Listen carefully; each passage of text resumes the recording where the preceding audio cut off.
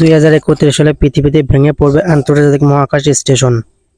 2031 সালে পৃথিবীতে আন্তর্জাতিক মহাকাশ স্টেশন আইএসএস ভেঙে পড়বে বলে মার্কিন মহাকাশ সংস্থা নাসার প্রতিবেদনে বলা হয়েছে। ব্রিটিশ সংবাদ মাধ্যম দ্য গার্ডিয়ান শুক্রবার এক প্রতিবেদনে তথ্য জানিয়েছেন। ওই প্রতিবেদনে বলা হয়েছে, আন্তর্জাতিক মহাকাশ স্টেশন 2030 সাল পর্যন্ত নিয়মিত কার্যক্রম চালিয়ে যাবে। 2031 সালে প্রথম দিকে প্রশান্ত মহাসাগরের একটি নির্দিষ্ট জায়গায় এটি ভেঙে পড়তে পারে।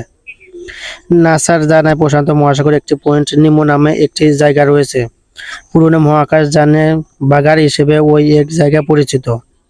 অনেক পুরনো মহাকাশ যান ও মহাকাশ বর্জ্য ওই জায়গায় জমা আছে। পয়েন্ট নিমোতে রুশ মহাকাশ স্টেশন মির ধ্বংসবিশেষ রয়েছে। 2001 সালে মির এখানে ভেঙে পড়ে। 2031 সালের শুরুতেই সেই একই জায়গা পড়বে আইএসএস।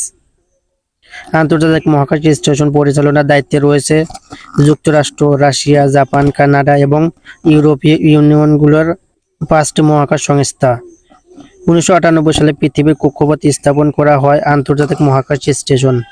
21 শতকের শুরু থেকে মহাকাশে 3000-এরও বেশি গবেষণা কার্যক্রম পরিচালিত হয়েছে।